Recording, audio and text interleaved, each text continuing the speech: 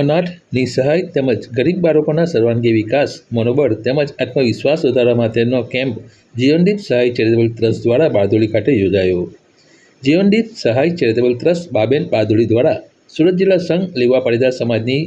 વાડીની બાજુમાં બારડોલી મુકામે આર્થિક રીતે કચરાયેલા લોકો, અનાથ, માતા કે પિતાની છત્રછાયા ગુમાવી ચૂકેલા બાળકોના સર્વાંગી વિકાસ, દેશ, દુનિયા અને સમાજમાં પોતે પગભર થઈને આત્મનિર્ભર બને તેવા ઉમદા હેતુથી ચાલતી સંસ્થા દ્વારા વિનામૂલ્યે અભ્યાસ કરાવવા ઉપરાંત બાળકોનું માનસિક પરિવર્તન થાય,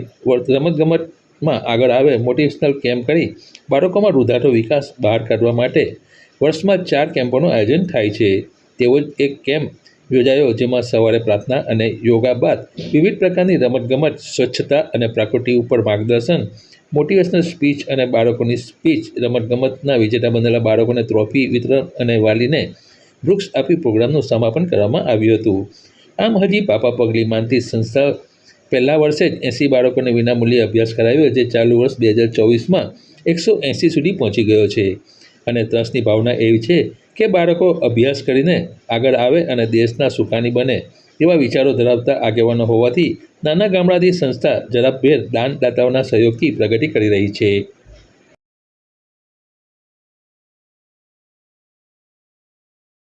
જીવનદીપ સહાય દર વર્ષે જે અનાથ બાળકો હોય, જેના એકલ માતા પિતાના બાળકો હોય ને કોઈ એકદમ ગરીબ સ્થિતિના બાળકો હોય, તે લોકોની ફી માફ કરવાનું કામ કરે છે। ગયા વર્ષે 80 છોકરાઓનું અમે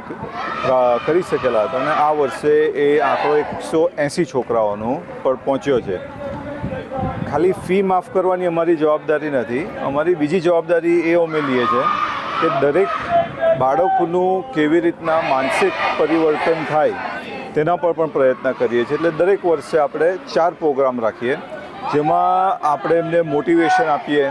એમને કરિયર ગાઈડન્સ આપીએ અને બીજા ઘણા બાળકોના રિલેટેડ જે ઇશ્યુઝ હોય તેને આપણે એ લોકોની સાથે કામ કરીએ અને કામ કરીને વિચારીએ કે કેવી રીતના એમનામાં સુધારો આવે। એટલે અમે ખાલી ફી માફ કરવાનું કામ નથી કરતા, પણ બાળકનો પૂર્વ વિકાસ કેવી રીતના થાય તેનું પણ અમે કામ કરી રહ્યા છીએ।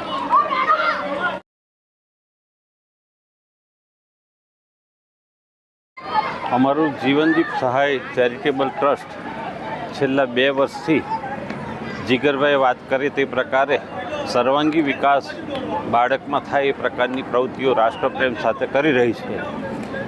જીગરભાઈ અમારા ઉપપ્રમુખ છે અને તમને જાણીને આનંદ થશે કે એવો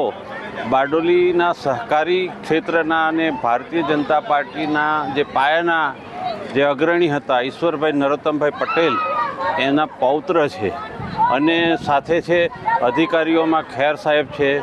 એડવોકેટ અશોકભાઈ છે, કાછા પાટીદાર સમાજના મુકેશભાઈ છે અને ખૂબ બધા દાતાઓ જે અમારા છે ટ્રસ્ટમાં છે એ ફોરેનમાં છે। આ બધાના સહકારથી, સહિયારા પ્રયાસથી અમે બાળકોની અંદર જેને કહેવાય ને કે શિક્ષણની સાથે સર્વાંગી શિક્ષણ એને મળે, એને આનંદ મળે, એના માતા પિતા નથી પણ એવો સારી કેળવણી કરે એ દિશાની અંદર ખૂબ જેને કહેવાય પ્રસિદ્ધિ વગર અમે લોકો કામગીરી કરી રહ્યા છે અને આવનારા દિવસોની અંદર બધાના સહયોગથી અમને સહકારથી આ ટ્રસ્ટ ખૂબ મોટું કામગીરી કરવા જઈ રહ્યું છે।